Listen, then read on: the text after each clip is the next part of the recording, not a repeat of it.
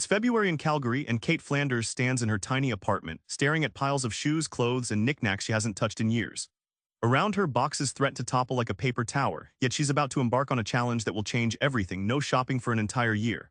But how do you break a habit that's been baked into every paycheck and impulse? The answer: you stop. Cold turkey. What unfolds is unexpected and raw. Before her year of less, Cait isn't just broke, she's buried beneath almost $30,000 in consumer debt. What drives someone to buy, even when desperate to stop?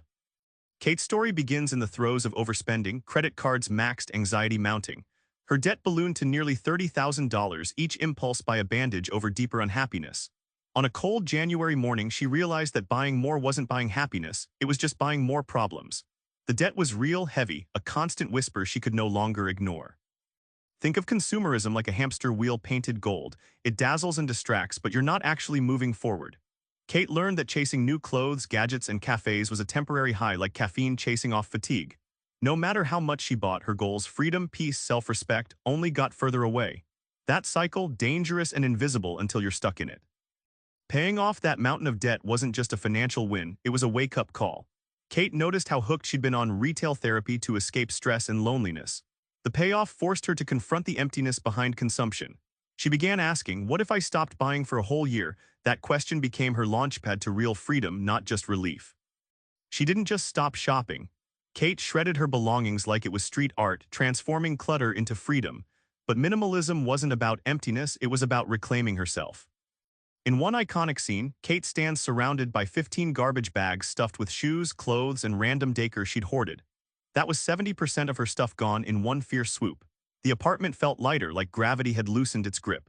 But the real change was inside. Letting go of physical weight mirrored shedding mental clutter she hadn't even known she carried. When her toaster broke, the usual instinct is tossing it out and buying new. Cait bucked that trend. She dove into YouTube tutorials using screwdrivers and patience instead of plastic waste and consumer dollars. Fixing became a symbol, a refusal to let convenience kill creativity. It was an act of rebellion disguised as home improvement. Battling her constant urge for distraction, Cait slapped a one-year ban on TV, no binge-watching to numb the tough stuff. What replaced it was uncomfortable silence, but also unexpected clarity.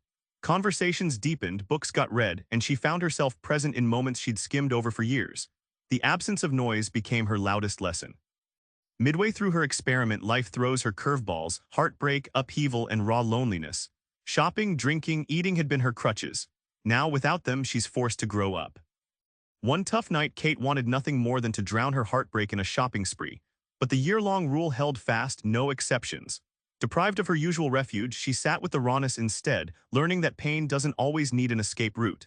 That night redefined her relationship with discomfort, teaching her endurance rather than escape. Without retail therapy or booze as quick fixes, Cait tapped into radical self-awareness. She journaled late into the night, unpacking why cravings hit and where emptiness lived. This slow, painful peeling back of layers was like emotional archaeology, digging past surface habits to uncover the core. No shortcuts, just honest self-confrontation. By December, Cait's year was ending, but her transformation was just beginning.